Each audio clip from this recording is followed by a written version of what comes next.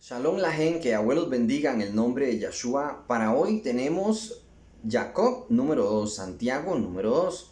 Jacob nos va a enseñar a no menospreciar a las personas según su posición económica y también va a exhortar a la Kehilá para que no pongan en primer lugar a las personas con un estatus elevado. O sea, a mí en una ocasión me preguntaron unos judíos ortodoxos que bajo qué autoridad rabínica estaba.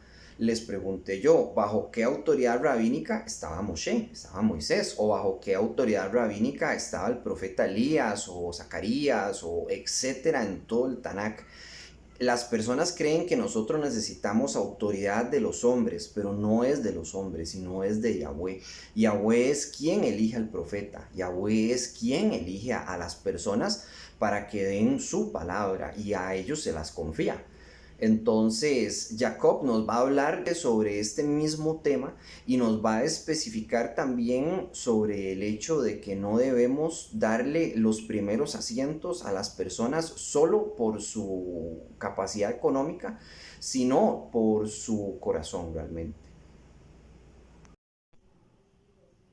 En el uno dice así: Ajín en Mashiach, hermanos en el Mashiach, que vuestra emuná, que vuestra fe en nuestro exaltado Adoneinu Yeshua, nuestro Señor Yeshua HaMashiach, sea sin maso panín, ponen aquí, sin acepción de personas.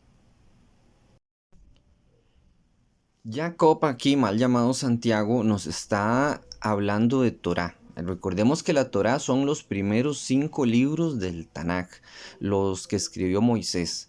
La Torá le pertenece a Yahweh, no le pertenece a Moisés, pero en ocasiones se menciona como la Torá de Moisés, en el mal llamado Nuevo Testamento se menciona así, para que se divida de la Torá de Moisés, o sea, la que Yahweh le entregó al pueblo de Israel, de la Torá de los rabinos, de la ley de los rabinos que se inventaron ellos.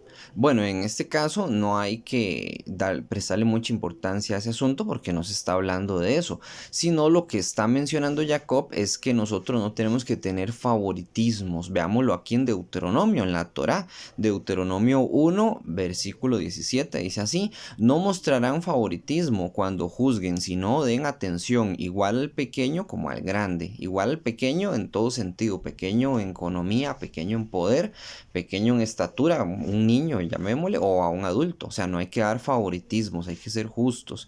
Dice, no importa cómo una persona se presente, no tengan temor de ella, porque la decisión es de Yahweh. El caso que sea muy difícil para ustedes, tráiganlo a mí y yo lo iré. O sea, Moisés les está diciendo, ustedes van a atender casos, pero no tengan favoritismo, no importa si es una persona a la que le tienen muchísimo respeto, muchísimo afecto.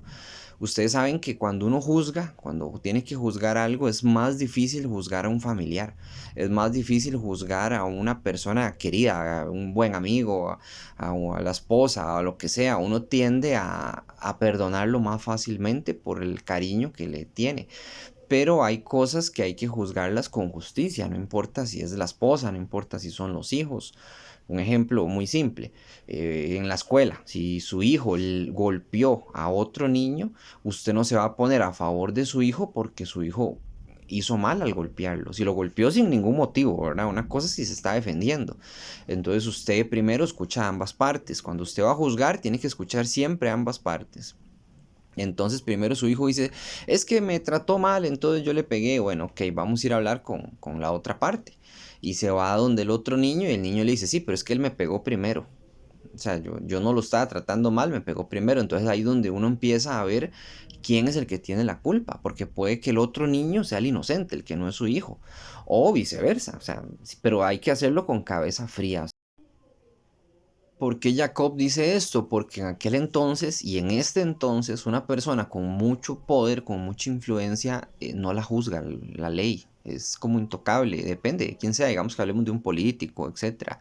Roba, hacen lo que quieran y son intocables. Son personas que por su poder adquisitivo se vuelven pues inmunes a la ley y a la justicia de hombres, no la de Yahweh, pero la de hombres sí. Recordemos que Yahweh les va a dar su justicia.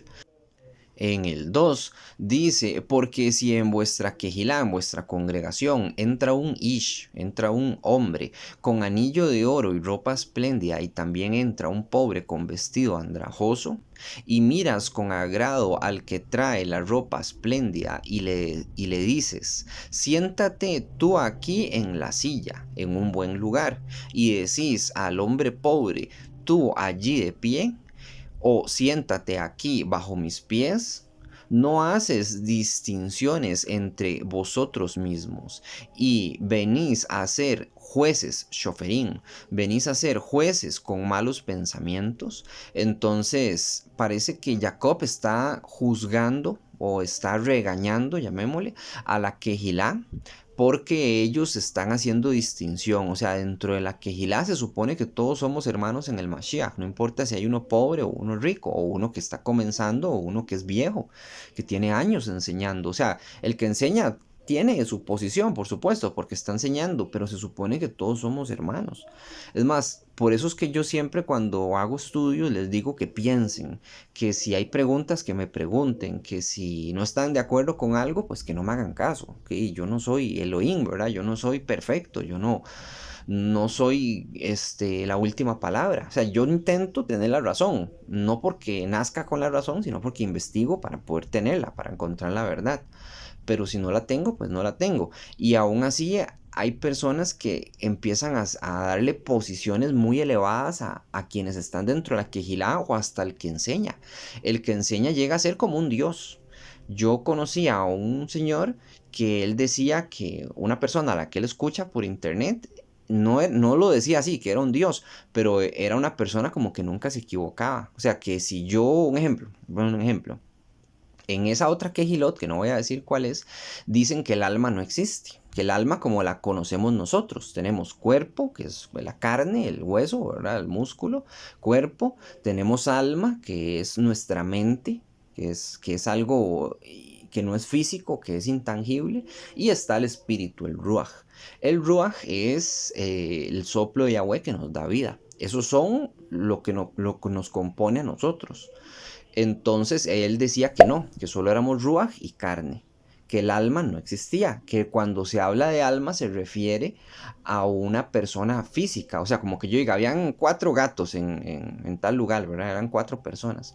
O que yo diga, habían 4 almas, ¿verdad? También, y se refiere a 4 personas. Hay varios textos donde es correcto, que se refiere al alma como a una persona, pero eso no significa que el alma no exista. Hay otros textos que sí habla de un alma que hace referencia a que es algo intangible, ¿verdad? Entonces yo comencé a charlar con él sin afán de pelear ni nada, pero él dijo que no, porque a la persona que él escucha, el Roe, el otro Roe había dicho eso y él se quedaba con lo que le decía el Roe y eso no es correcto. O sea, hay que sentarse a analizar lo que nos dicen. ¿Qué tal si yo hubiese seguido por ese mismo camino? Ahorita estuviese estancado con las personas que yo comencé. Yo comencé, voy a decirlo así tal cual, yo comencé con Michael Root. Michael Root decía Yahweh y decía Yahshua. Y él de un pronto a otro cambió y empezó a decir Yeshua, debes de decir Yahshua. Y empezó a decir Jehová, debes de decir Yahweh. Malísimo, ¿verdad? Y yo me hubiera estancado con él. Entonces uno no tiene que hacer eso, o sea, uno tiene que aprender a pensar y a buscar y analizar la información. Bueno, en el 5, Hineni Ahin en Mashiach oíd. Escuchen, hermanos, en Mashiach, oigan. No ha elegido Yahweh a los anillín del Olam Hasé. No ha elegido Yahweh a los pobres de este mundo para que sean ricos en emuná, en fe, y herederos del Malhut, del reino que Yahweh ha prometido a los que él ama.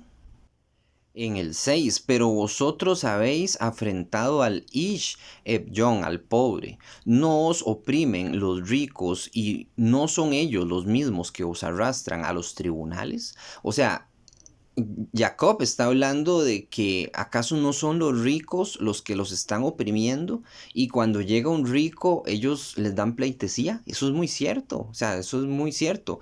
Hay personas que le rinden pleitesía a una persona con mucho dinero para que después esa persona con dinero los esclavice a ellos por dinero. sea, es absurdo. O sea, ¿cómo es posible que nosotros tratemos en gran alta estima a una persona sin necesidad de hacerlo? O sea, porque no se lo ha ganado, pues no es una persona a veces justa. En este caso, no necesariamente los ricos son malos. Lo que pasa es que la gente rica a veces es rica por su maldad, o sea, porque se ha aprovechado de la inocencia de otras personas, de su ingenuidad, los ha estafado, ha llegado a una posición económica muy alta, pero debido a las estafas, o sea, no porque se lo haya ganado de una forma justa, ni siquiera porque lo haya heredado, porque si lo heredó, pues le pertenece. Pero ¿cómo se obtuvo? ¿Verdad? Eso es muy importante entender siempre. Los ricos no son malos per se. Los ricos pueden ser malos si abusan de esa riqueza. Igual una persona pobre puede abusar de muchas otras cosas. Puede abusar de su fuerza física y hacerle daño a alguien. Puede abusar de que para sí mismo su vida no vale nada. Hay personas, ladrones, hablemos, que sienten que su vida no vale nada, no les importa si se mueren o no se mueren y hacen lo que sea por obtener algo que ellos quieren. Entonces también la gente puede abusar no solamente del dinero, sino de tantas cosas. En el 7 dice, no blasfeman ellos el Shem Tov de Mashiach, no blasfeman ellos el nombre del Mashiach que fue sobre vosotros. O sea, estos ricos son los que están blasfemando a Yeshua y vieras que sí, o sea, es muy cierto. La gran mayoría de personas que tienen mucho sienten que no ocupan a Yeshua. Es más, yo no era que yo era rico, pero yo estaba económicamente pues estable, me sentía tranquilo y yo no ocupaba a Yeshua. La verdad que no lo ocupaba, hasta que lo ocupé fue que lo busqué y suena feo, pero es la realidad, así lo busca casi todo el mundo.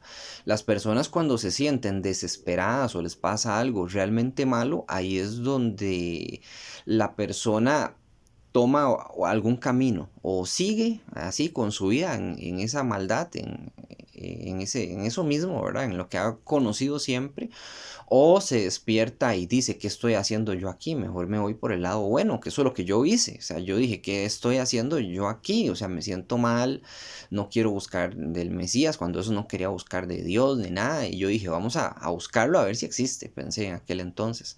Porque sí, tenía un corazón ateo. Ya después, cuando llegué a entender, ya no era que era creyente, sino que yo sabía, ya llegué a una posición de saber y de entender más que de creer con fe. La fe siempre se ocupa, pero hay que saber también, ¿verdad? Para uno tener una fe más fuerte. Ahora dice en el 8. Si cumplen el decreto que está en el Tanaj, o sea, si ustedes cumplen el mandamiento que está en el Tanaj, amarás a tu prójimo como a ti mismo, bien haces. De nuevo, tenemos a Jacob hablando de mandamientos, no que se habían abolido. Yo sé que ustedes saben que no se ha abolido, pero todos estos textos ustedes les toman un screenshot y los guardan en una carpeta y si alguien les pregunta, no es que ya se abolió la ley, bueno, vamos a ver qué dice Jacob. Jacob dice que si hace este mandamiento de amarás a Yahweh, primero amarás a Yahweh con todo tu corazón y con toda tu alma, que eso está en, y después este otro que está en Vallicra 19, 18, que amarás a tu prójimo como a ti mismo, Vallicra del Levítico. Entonces, él nos está hablando de que de hecho los mandamientos siguen aplicándose y es que es lógico, los mandamientos siguen aplicándose, no se pueden quitar. Si se quitaran los mandamientos, simplemente nos quedaríamos sin ley, o sea, podríamos hacer lo que queramos, cualquier maldad que a usted se le ocurra, lo puede hacer, si quiere adorar un ídolo, lo puede hacer, ¿qué importa? Por si ya se abolió la ley, nadie podría juzgarnos, ¿verdad? Ni siquiera Elohim mismo podría juzgarnos, pero la ley no se abolió, eso fue algo cristiano, católico, que empezó con el catolicismo y arrastró a otras religiones que, bueno, ustedes ya conocen la historia. Entonces Jacob nos está diciendo que si aman a su prójimo como a sí mismo, bien hacen. O sea, estamos cumpliendo con un mandamiento, estamos haciéndolo bien. Y que no deberíamos darle tanta importancia a los hombres ricos ni ponerles una posición privilegiada dentro de una quejilá. O sea, ellos podrán tener su posición en su trabajo, en su negocio, en lo que sea, pero en una quejilá no, porque somos hermanos en Mashiach, ¿verdad? Se supone que somos iguales. En el 9, pero si hacéis acepción de personas, cometéis pecado y quedáis convictos por la Torá como transgresores. Vea, Este texto lo usa mucho el cristianismo también para decir que la Torá se abolió. Acabamos de leer que está hablando bien de la Torá. Ahora vamos a leer, entre comillas, que está leyendo mal de la Torá. ¿Por qué? Porque lo sacan de contexto. Entonces dice que si uno comete un pecado, queda como un transgresor de la Torá, dice en el 10. Porque cualquiera que sea shomer, que sea guardante de la palabra de la Torá, pero ofendiese en una mishvah, ofendiese en un mandamiento, se hace transgresor de toda la Torá o de todos los mandamientos. Eso es verdad. Un ejemplo, imaginemos que yo soy un ladrón, ¿verdad? Un ladrón de bancos, pero yo no adultero. Entonces hago bien al no adulterar, pero hago mal al ser un ladrón de bancos, ¿verdad? Entonces, ¿de qué me sirve hacer una cosa sin la otra? Lo bueno sería, digamos, hacer todo bien, ¿verdad? Por supuesto. Pero lo que se refiere Jacob aquí, Santiago, es que una persona que viola un mandamiento se hace transgresor de todos los mandamientos. Ahora le pregunto yo al cristiano, que sé que no está escuchando, pero bueno, le pregunto yo al cristiano, si se abolió la ley, ¿por qué sigue hablando de la ley? Más fácil sería decir, ya se abolió la ley. Pero aquí sigue charlando sobre la ley, ¿verdad? Y están utilizando este texto como diciendo que el que no hace un mandamiento viola toda la Torah, que es muy difícil de hacer, que mejor no la hago. Pero si vemos textos en la Biblia, vemos personajes bíblicos que hacían la Torá. La Torá no es imposible de hacer, es más, yo la hago. Yo hago la Torá y sé que muchos de los que me escuchan también la hacen. Ah, es que son súper perfectos. No, no, no somos súper perfectos, pero hacemos la Torá, o sea, hacemos el Shabbat, ya hizo la Torá. Se circuncidó, ya hizo la Torá.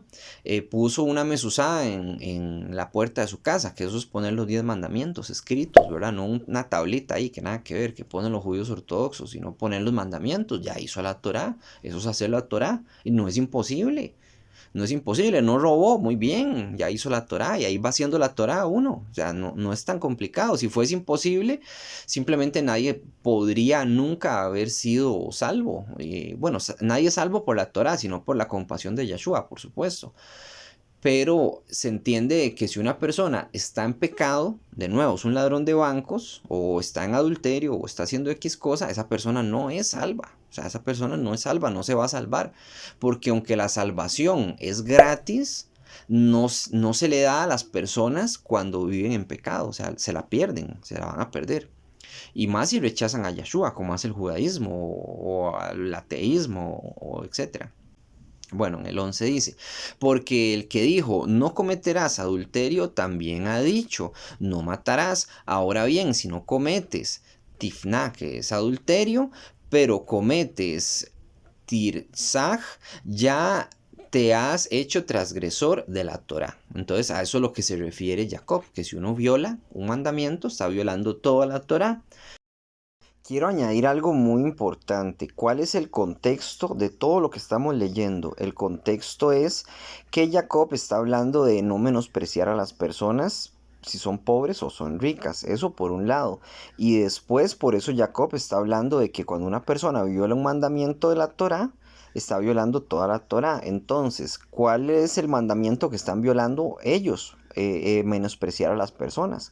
Como ya vimos, eso es un mandamiento de hacer juicio justo en frente de todo mundo, ¿verdad? No importa su condición económica. Dice en el 12, así hablad y así haced, como los que habéis de ser juzgados por la Torá de libertad. Vea lo que dice, por la Torá de libertad. Vamos a buscarlo en una Biblia cristiana. Véanlo en Reina Valera, dice en el 12, si, así hablad y así haced como los que habéis de ser juzgados por la ley de libertad.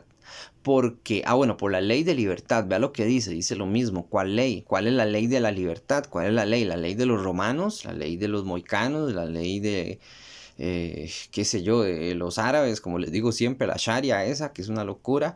No, es la Torá. O sea, la Biblia, toda la Biblia solamente se la pasa hablando de la Torá. Ya, eso es todo, no hay nada más que pensar.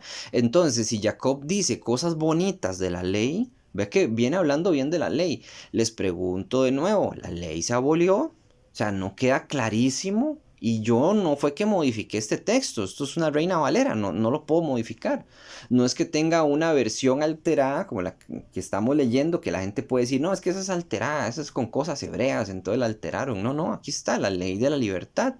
¿Cuál es esa ley de la libertad? Y de la Torá. Porque la Torá, el que hace la Torá, va a encontrar vida al final de su muerte. ¿Verdad? Va a morir, va a ser resucitado, va a ir al juicio final, se le va a decir, muy bien hecho, usted hizo los mandamientos, pase al reino de su Adón, de su Señor Yahweh, bienvenido. Pero el que no, se va a levantar Gengis Khan, se va a levantar Napoleón Bonaparte, se va a levantar dictadores, el Papa, idólatras, etcétera. Gente más común, hablemos de un católico idólatra, se va a levantar con su estatua en las manos, besándole los pies y va a decir, ¿puedo entrar? Y le van a decir, no, usted no va a entrar, usted no hizo la Torá. Pero yo no maté, yo no robé, yo no, etcétera, sí, pero le daba besos a la estatua, sí, bueno, está mal, no debió, no puede pasar. El ateo, venga, usted era ladrón, era homicida, no, no era, pero era ateo, rechazó a Yahweh, se burló de él, se burló de su nombre, rechazó al Mashiach, sí, sí, yo me burlaba, así, bueno, pues no va, sorry, atrás, váyase, a su casa, bueno, para su casa no, para su nueva casa, el Sheol, ¿verdad? El infierno, entonces no va a entrar. Entonces, dense cuenta de que el que habla mal de la ley, habla mal de Yahweh. Que un cristiano está súper maldito, maldito con maldición. Porque un cristiano dice, la ley se abolió. Al decir eso es, bueno, es una blasfemia que ni se imagina. ¿Verdad? Y al enseñarlo, peor todavía.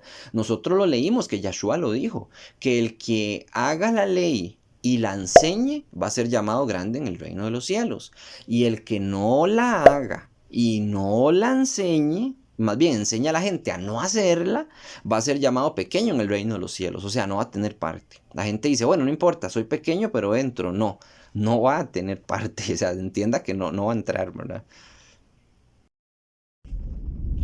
Veamos en el 13 dice, porque en el din sin rahamín, en el juicio sin misericordia, se hará con aquel que no tenga rahamín, que no tenga misericordia. Y la misericordia ganará sobre el juicio. O sea, que una persona que no haya tenido misericordia en su vida, tampoco va a tener misericordia en el juicio, ¿verdad? Está hablando del juicio final. Dice en el 14. Ajín en Mashiach, hermanos en Mashiach, ¿de qué aprovecharía si a alguno dice que tiene emuná, que tiene fe, y no tiene masín y no tiene obras? ¿Podrá la emuná traerle salvación de Elohim? Va de nuevo, dice, hermanos en el Mesías, ¿de qué aprovecha a alguno que dice que tiene fe y no tiene obras? ¿Podrá la fe traerle salvación de Yahweh? ¿A pura fe? No. Vamos a ver, lo que está diciendo Jacob es que no, que una persona que no tiene obras es una persona que automáticamente no tiene fe. ¿Cómo lo sabemos? Porque no actúa según su fe. Un ejemplo, si usted ve a una persona, a un amigo, un hermano en el Mashiach, que necesita algo y usted tiene de sobra y no le ayuda, ¿qué fe tiene usted? O sea, y estamos hablando de un hermano en el Mashiach, una persona que usted sabe que es hermano y que usted puede ayudarle, ¿por qué no le ayuda? O sea, ¿qué le cuesta? ¿Qué le cuesta extenderle la mano en lo que sea? O sea, sean algo pequeño, sean algo grande. Eso significa que usted no tiene fe. Porque la fe no es solamente, ay, yo tengo mucha fe en mi corazón, ay, cómo creo en Jesucristo, Jesucristo Redentor, que vive y que no sé qué, y todas esas cosas, ¿verdad? Que dice el cristianismo y a la hora de hacer algo no lo hacen. Recuerdo una vez, para que no participen ustedes, les voy a contar, de cuando yo estaba comenzando a estudiar, yo todavía no conocía el nombre de Yahshua ni nada, era cristiano y tal cual, iba de donde una señora que me enseñaba a estudiar. Por cierto, ella fue la que me enseñó literalmente a entender lo que estoy leyendo. Yo sabía leer, pero yo leía y no entendía. Y gracias a ese estilo de enseñanza es como yo aprendí a hacer los videos también. O sea, yo seguí ese mismo estilo de enseñanza de leer y explicar, ¿verdad? Para que la gente entienda lo que está leyendo. Ella en ese sentido, pues sí, pues me explicó muy bien, se le agradece, que abuela bendiga. Pero por desgracia ella no conoció el nombre, hasta donde yo sé, ella nunca llegó a conocer el nombre y si lo conoció lo desechó, no sé, francamente no sé. Y me invitó a una oración que iban a hacer de madrugada. Yo no sabía nada, no sabía nada de eso, esas cosas ni vayan ustedes. Y dije yo, ¿por qué no lo hacen de día, verdad? Seguro es porque la gente trabaja. Yo cuando estaba sin trabajo y la gente trabaja, entonces tienen que hacerlo de madrugada. Entonces van ahí todos calladitos, oran y después cada quien se va para su casa. Eso que hacen en la madrugada es casi que un conjuro. Es más, el judaísmo hace cosas muy similares también. Hacen oraciones a ciertas horas y puros conjuros, ¿verdad? Y tonteras. Bueno, y resulta que llego yo a la casa de la señora en la madrugada, como a las 3 de la madrugada. Me costó un mundo levantarme, pero me levanté. Llegué y llegó varias gente. Bueno, varias gente. Entre esos un señor bastante grueso y todos dieron gracias por recibirlos en la casa, entramos todos pues calladitos y la idea era orar y seguir adelante, ¿verdad? Pues pedirle a Yahweh ayuda y demás cuando eso.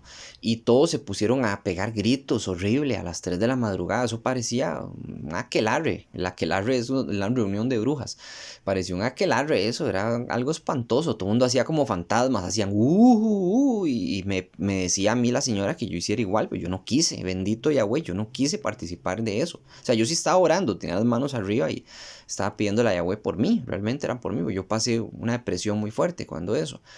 Entonces, un señor, el señor grueso, se tiró al piso, se tiró porque él no se desmayó y se puso a hacer la payasada que hacen en todas las iglesias de que están convulsionando. Entonces yo vi que estaba de payaso. Entonces yo no le ayudé, yo no le extendí la mano, no nada. Ahí lo dejé tirado, ni lo toqué. Y recuerdo que la señora se enfadó conmigo y me dijo que por qué no le había ayudado. Yo me hice el que no lo había visto. Es que no lo vi, le dije yo. Y ya, y salimos todos, salí yo primero, por cierto, porque estaba horrible. Esa reunión fue una cosa, una llamada de demonios más bien en la madrugada. Y cuando iba saliendo, se acercó alguien a pedir comida, pero me pidió comida. Y yo le di algo, me acuerdo que yo le di una moneda o dos monedas. Y cuando eso salió el gordo ese que se le había metido el Espíritu Santo. Digo gordo sin ofender a nadie. Es que estaba gordo el señor. Y salió que se le había metido el Espíritu Santo supuestamente y el mismo señor que me pidió a mí algo de comer y estaba contento porque yo le había dado una moneda que era poco, lo poco que tenía, no tenía ni trabajo ni nada. Se le acercó a este señor gordo que se veía que estaba con buena plata y todo y resulta que el señor le dijo cruelmente que no y de una forma pues despectiva y fea, o sea, se vio feo. Y el señor pobre se asustó y se echó para atrás, ¿verdad? Y no le pidió más, por supuesto, pero no que se le había metido el Espíritu Santo un momento antes. Y eso es lo que uno ve, que la gente es de fe nada más, pero no de obras. O sea, ¿qué le costaba a ese señor darle aunque sea una moneda a ese otro que se veía que ocupaba? Que lo que estaba pidiendo era comida, no parecía una persona que estuviese pidiendo como para consumir algo o qué sé yo. Pero bueno, esa era la historia que quería contarles y también para que no participen de esos rezos nocturnos, que eso está rarísimo, eso lo hace el cristianismo y eso es una llamada a demonios, o sea, no participen. Continuamos con el texto. Jacob dice que de qué le sirve la fe sin obras. Entonces en el 15 dice, y si un aj o ajot, un hermano o hermana, en Mashiach están desnudos y tienen necesidad de lejem, de pan, dice, y a alguno de vosotros les dice, id en shalom, id en paz, calentaos y saciaos, pero no les dais las cosas que son necesarias para el cuerpo, ¿de qué aprovecha? Sí, es verdad, o sea, Jacob está diciendo, usted dice que tiene mucha fe, usted ve a un hermano en el Mashiach, desnudo, hambriento, y en vez de ayudarle, usted le dice, vaya y sacíese y sea feliz, ¿verdad? Sea feliz, como hay una frase muy curiosa que dice un psicólogo aquí en Costa Rica, que dice, sea feliz, así como si ser feliz es nada más de decirlo y serlo. Y no es así, ¿verdad? Uno tiene que ayudarle a las personas, enseñarles a mantenerse a sí mismos, por decirlo así, enseñarles a pescar, ¿verdad? Para que sepan comer, para que sepan vivir el día a día, para que conozcan de Yahweh. O sea, no es así, no es decirle sea feliz y ya está. Si uno no puede, pues no pudo, porque a mí me ha tocado en ocasiones no poder ayudarle a alguien porque uno no tiene los recursos, pero teniéndolos y sabiendo que la persona que lo necesita es honesta y que es pueblo de Israel de verdad, ¿verdad? Un pueblo de Israel de verdad, una persona que hace los mandamientos y no se le extiende la mano, para mí eso es un problema de emuná, de fe y de acciones. Dice en el 16, y a alguno de vosotros les dices, no, eso ya lo leímos. En el 17, así también la muná, si no tiene masín, si no tiene obras, es niftar, está muerta en sí misma. Así también la fe, si no tiene obras, está muerta en sí misma. O sea, una fe sin obras es una fe muerta, dice Jacob. Bueno, y esto es para la gente que dice que vivimos en la gracia y que por gracia somos salvos. Y no, no es solo por gracia. O sea, es que está mal interpretado ese texto de la gracia. Yo debería hacer un video que hable solo de eso. Voy a ver si lo hago después. Pero lo que se refiere Pablo, así en resumen, es que somos salvos por gracia, sí, pero aún así hay que hacer cosas. O sea, eso es lo que se refiere Shaul. Somos salvos no porque yo hiciera algo para ser salvo. Un ejemplo, yo no hice nada para que Yahweh se hiciese carne y viniera a la tierra. Por eso somos salvos por gracia, porque yo no hice nada. Yahweh quiso venir a la tierra y nos salvó a nosotros, ¿verdad? Pero el que sigue pecando no es salvo. Eso es lo que quiero decir así en resumen. Dice en el 18, pero alguno dirá, tú tienes emuná, tú tienes fe, y yo tengo obras. Muéstrame tu emuná sin tus obras, y yo te mostraré mi emuná por mis obras. Alguno dirá, tú tienes fe, y yo tengo obras. Muéstrame tu fe sin tus obras, y yo te mostraré mi fe por mis obras. O sea, Jacob dice, yo le puedo demostrar a usted que yo realmente sí tengo fe en Yahweh, que creo en Yahweh, que soy obediente a Yahweh por las cosas que yo hago. Ahora, ¿usted qué dice de boca para afuera? Demuéstreme de verdad de que usted tiene fe. No va a poder, solamente de boca para afuera va a decir yo amo mucho a Dios, sí, ama mucho a Dios y no hace nada, ¿verdad? Para buscarlo, entonces es hipócrita y eso se ve mucho hoy en día también, no solo en aquel entonces, se aplica para allá. En el 19 dice, ¿tú crees que Elohim es uno? Bien haces, también los Sheidim, los demonios creen y tiemblan. ¿Qué dice Jacob en este pequeño texto? Dice, ¿usted cree que Elohim es uno? Porque esto es algo que dicen ¿cómo se dice? Mucho, llamemos el pueblo de Israel, es que es una frase. Esta frase aparece en Éxodo, si no estoy mal, que dice, Shema Israel, Yahweh Eloheinu, Eloheinu Echad. Escucha Israel, Yahweh tu Dios, Yahweh tu Elohim, uno es, Echad. Entonces, a eso es lo que se está refiriendo Jacob aquí. O sea, no es solamente decirlo. ¿Por qué? Porque hasta los mismos demonios lo creen, y es cierto, los demonios no solo lo creen, los demonios lo saben. Ellos saben quién es Yahweh y aún así están condenados, son demonios. ¿De qué les sirve saberlo si no hacen las cosas? Eso es lo que se refiere Jacob en este texto, ¿verdad? En el 19. Ahora dice en el 20, mas, ¿quieres saber, hombre vano, que la fe sin obras es muerta? ¿Es niftar? ¿No fue justificado por las obras Abraham, nuestro padre, cuando le ofreció a su hijo Isaac sobre el altar? ¿Recuerdan a Abraham y a Isaac? Que Yahweh le dijo a Abraham, deme su hijo en sacrificio. El plan de Yahweh era probar el corazón de Abraham, que es el padre de la fe. Abraham, nuestro padre en el sentido patriarca, por supuesto, porque nuestro abino es Yahweh. Pero bueno, ustedes me entienden. Entonces, bueno, llegó Abraham con Isaac y lo iba a sacrificar, y cuando lo iba a sacrificar, Yahweh lo detuvo y le dijo, yo sé que usted tiene fe, no me dé su hijo. Ahora, Yahweh sí sacrificó a su hijo unigénito, que es el mismo, ¿verdad? Una parte de él en la tierra, que eso era una profecía. Lo que estaba sucediendo ahí con Abraham era que Abraham llevó a su hijo Isaac, lo iba a sacrificar, y Yahweh le dijo, no pare, tome este cabrito, sacrifique el cabrito en vez de a Isaac, y yo sé que usted tiene fe. Entonces pasaron años, no sé cuántos años, hablemos de unos 2500 tal vez, más o menos, un poco más, un poco menos. Llegó Yahshua y Yahshua fue ese corderito, fue ese sacrificio. Todo eso era una profecía, ¿verdad? Todo eso era una profecía de lo que tenía que suceder, y así fue, ¿verdad? Sucedió, Yahweh se hizo carne y él se convirtió en el Hijo Unigénito, en el Mashiach, y él se sacrificó por los pecados. Y dirán, ¿por qué? ¿Por qué tiene que morir una persona? Porque el precio del pecado es la sangre, es la muerte. Esa es la ley que Yahweh estableció desde la creación del mundo. Que una persona que peca está muerta. Y nosotros todos hemos pecado. Entonces todos somos muertos. todos vamos a morir. Pero Yahweh, por la muerte de él, de Yahshua, él pagó el precio del pecado. ¿Verdad? Está pagando el precio del pecado, que es la sangre, que es la muerte, para así resucitarnos y limpiarnos. ¿Por qué? Porque lo estableció así. Él creó el mundo y dijo, el que roba va a ser castigado. El que mata va a ser castigado, el que tal cosa va a ser castigado, ¿verdad? Porque eso no me pertenece a mí. Yahweh no es malo. Yahweh, todas las cosas que hace la gente mala es contrario a la voluntad de él. Entonces, él estableció en el mundo que una persona que se hacía algo en contra de lo que él es, que es amor, de lo que él ama, ¿verdad? Que es la Torah, que es la justicia, entonces él tenía que castigarlo porque él tiene que ser justo. Y para ser justo, Él es tan justo que tuvo que venir a la tierra, morir, ¿verdad? Para entregar su sangre, su vida por precio de lo que nosotros hemos hecho. No sé si me voy a entender, espero que sí, ¿verdad? Que no se estén perdiendo de lo que me refiero, ¿verdad? Entonces Él juega, por decirlo así, con sus propias reglas. Es como que yo invente el dominó y pretenda, debes de utilizar una pieza dominó o una de ajedrez. Entonces estoy haciendo trampa, ¿ven? No debería. Yo inventé el dominó, entonces sí, estoy usando ajedrez o estoy usando un control de play para jugar dominó, ¿verdad? Y ganar todas las partidas. Y las demás personas sí, tal vez no tienen esa ventaja de poder ver más cosas que yo, o qué sé yo.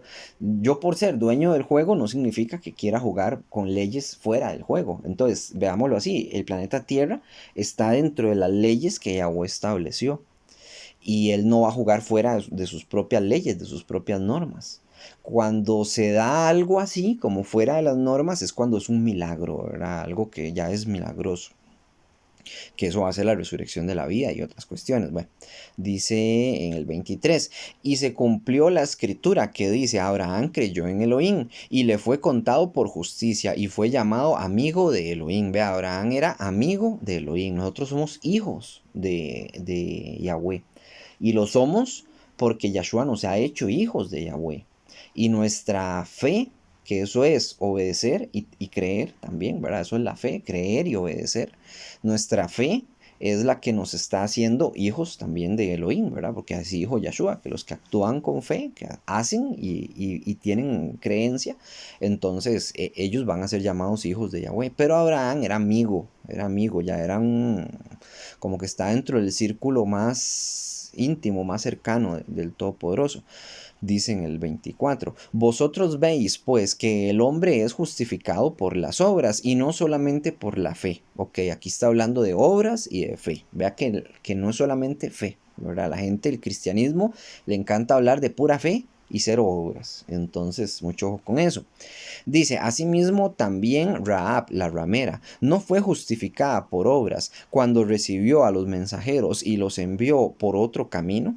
Bueno, esta historia de Rahab, la ramera, es un poco larga, pero Rahab ayudó al pueblo de Israel en un momento de apuros a unos espías que habían llegado a la ciudad de Jericó y planeaban un ataque y los acogió y mandó a sus enemigos por otra parte y les hizo prometer que por favor la protegieran el día que iba a venir Israel a destruir ese pueblo.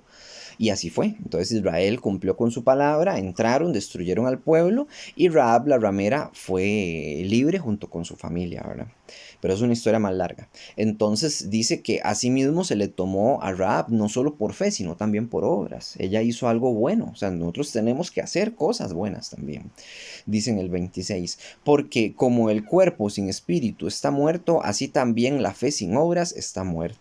Ve, muy curioso, sí, el cuerpo sin espíritu, un cuerpo sin el Ruach HaKodesh está muerto porque el Ruach HaKodesh le da vida. Y dice, así también la fe sin obras está muerta. Entonces de eso es lo que está hablando Jacob a todos nosotros y a las Kehilá, a las que él envió esta carta en época bíblica para que estuviesen atentos, ¿verdad? A todo este asunto.